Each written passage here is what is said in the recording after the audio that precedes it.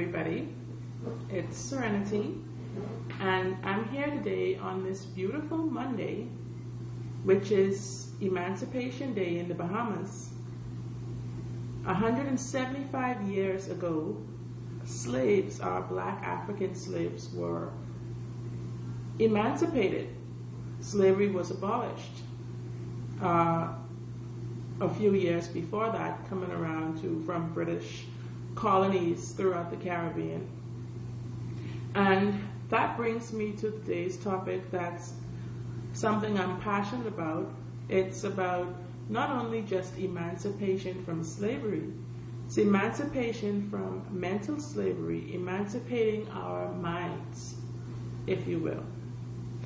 And Einstein says, or it said, that imagination is greater than knowledge.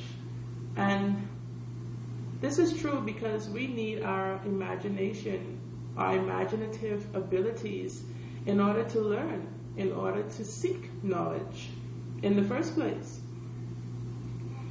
It's beautiful to see how young kids, babies and children, have the ability to just naturally put their minds in a whole different state.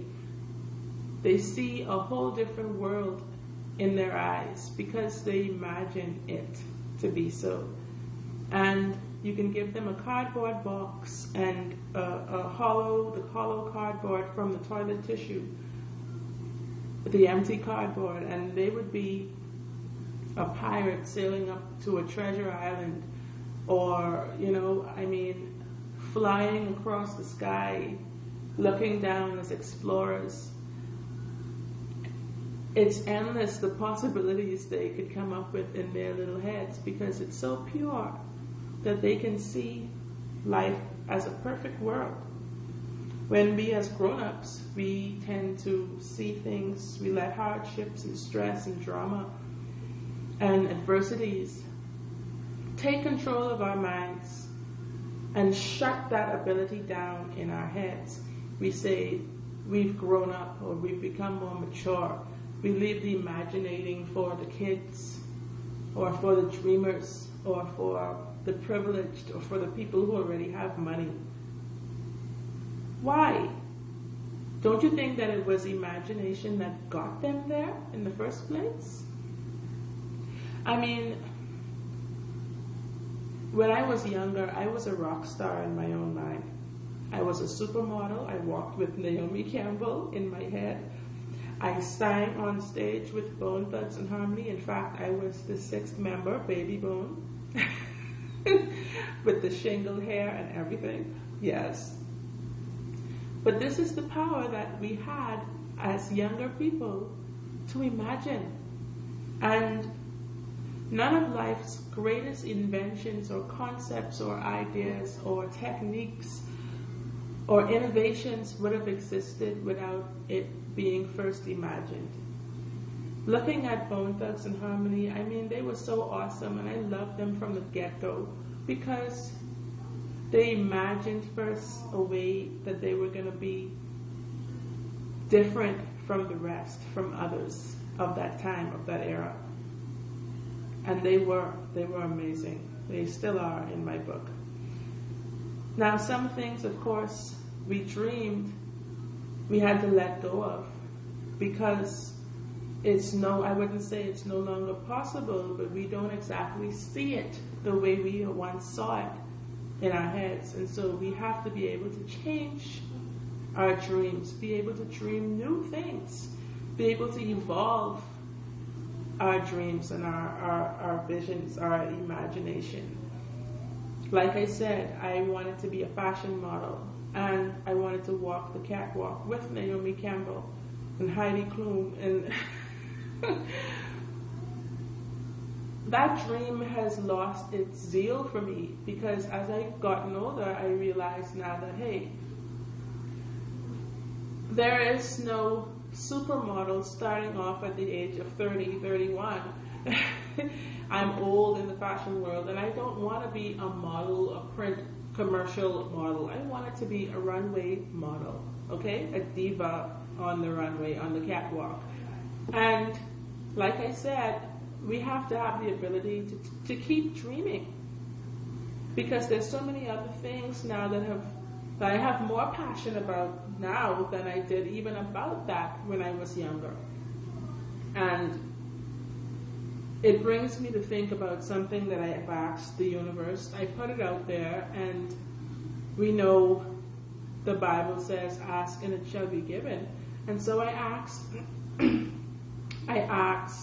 why is it that so many celebrities, people who are already millionaires or multi-millionaires, why do they venture into so many different things?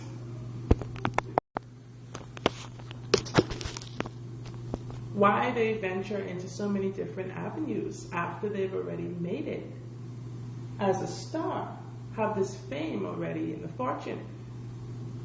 And the universe brought me my answer. The answer was that, like most people believe, that once you've hit your goal, your dream, your destination, that you've arrived and that you have no other purpose now for living, to keep on going. And this is why so many people never realize their dreams, because they're afraid of reaching them, because they feel like once they've reached their dream now, their destiny, that nothing's left for them to live for, that they're going to either die or just lose their whole zest for life. And this was the answer for me, that you have to keep on dreaming, that it's an endless world of possibilities out there. It's amazing how,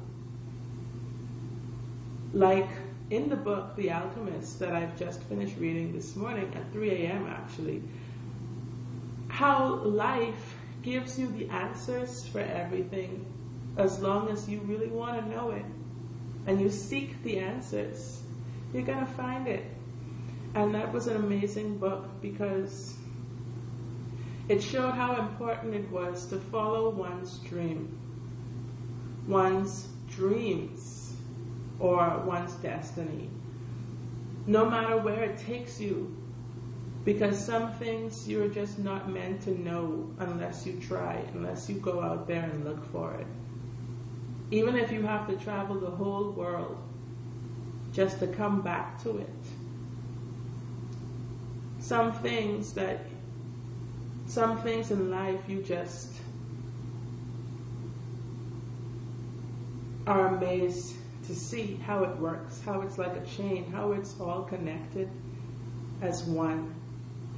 No matter how far you go, it's still all connected. It's a universal language. And that book was so amazing for me. And it took me 2.5 days to read it.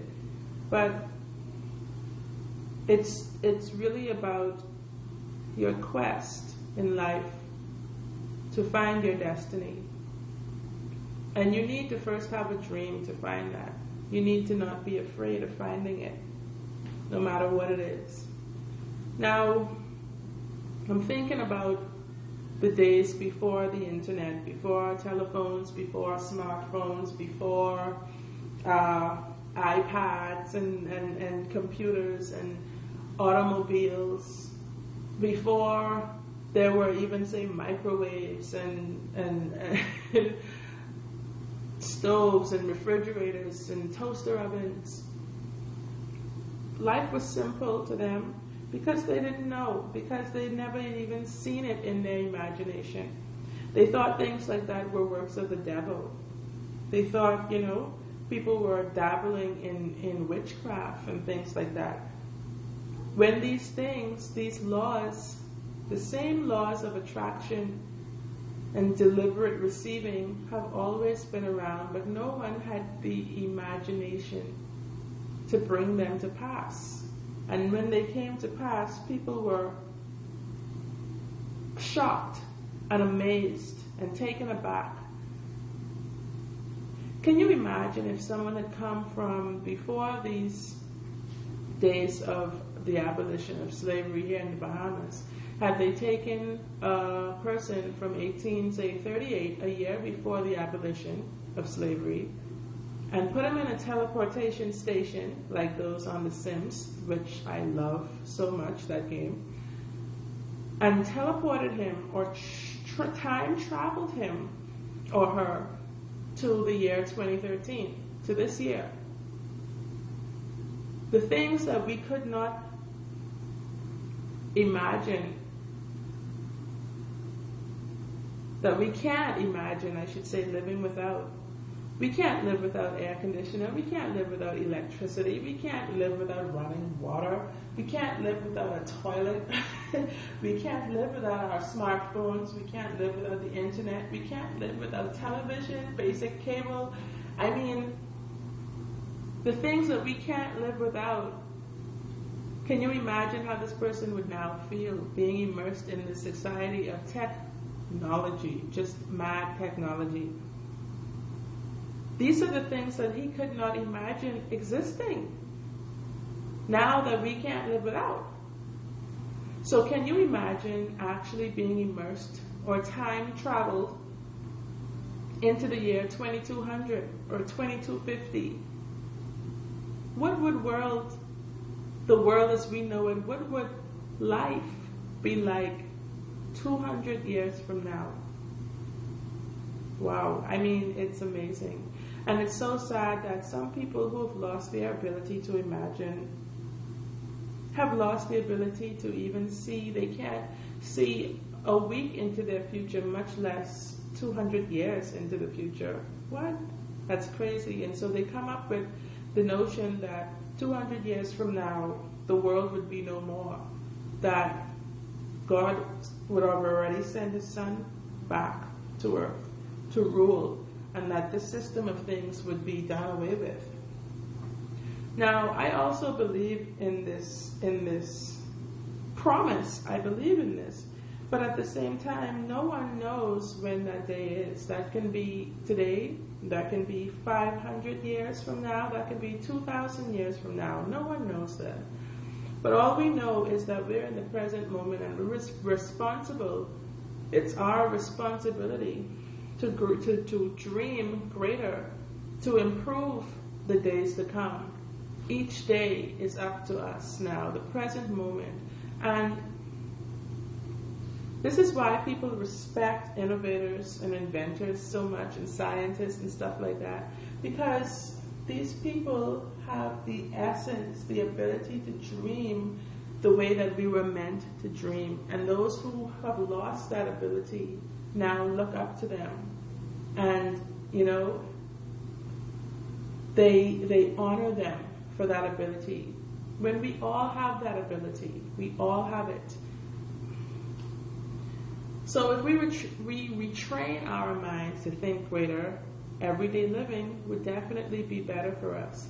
It's so sad to see people who have lost this ability, because every day is miserable for them. Every day is worry. Every day, I should say that many of them have not lost the ability to imagine, but they've lost the ability to imagine greater. They imagine worse. They imagine pain. They imagine suffering and strife. They imagine their electricity being cut off. They imagine the suffering to come, the impending doom. We have to imagine greater, imagine good for ourselves, because it's been promised by God that everything he has is ours. What greater promise can you get than that? I mean, the sky is the limit. You know, this world is ours.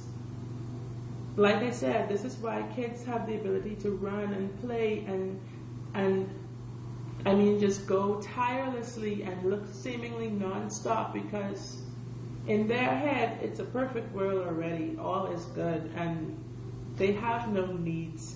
Things are good for them, and they would have to be on the verge of passing out before they would stop and say, you know, when their stomach starts to growl and bite and start consuming itself, basically, then they say, okay, you know what, I'm tired or I'm hungry, I need something to eat, I need to come inside or whatever. But this is the way we're supposed to be. We're supposed to have this childlike mind, the ability to see things the way God has made them for us. It's only man that's made the world seem like a bad place, or man's ego that's made the world seem like a bad place. We're supposed to have these rose-colored glasses on, and this is what I want for my kids. I want them to wear these rose-colored glasses, and people will call them Pollyannas, but that's because people are haters. That's because most people have lost their ability to dream bigger, to dream higher, to sync with the rest of the universe. I mean, I wrote down a quote, my own quote, that says, don't let your reality change your visions, but change your reality. Let your vision change your reality. And like I said, for some it's hard to do, but with practice, we know that anything's possible. We know that if you dream, if you imagine that you can, and nothing can stop you. Like I said earlier, I think it was in another video, I wonder how it would be, or what it would be like to be able to just be free to imagine a greater life, a greater world, greater society. How those around you, those in your immediate circle, can hinder you from achieving that vision. And this is why I'm so passionate about this, because I want each and every one of you out there to be able to imagine greater, because there are people who are doing their best to imagine greater, to keep their vibes higher, and then there are people around them who are like mental or emotional vampires who suck that energy from them. No matter how hard you try, it's impossible to continue on a good path when you have those around you who are just trying to cripple you with their thoughts, with their limiting beliefs that have been indoctrinated in them since childhood. You have to be able to imagine greater, because you're never going to get past those things without doing so. I want everybody to be on the same wavelength. I want a perfect world. I want a perfect world for me. I see a perfect world, and it starts with each one of us.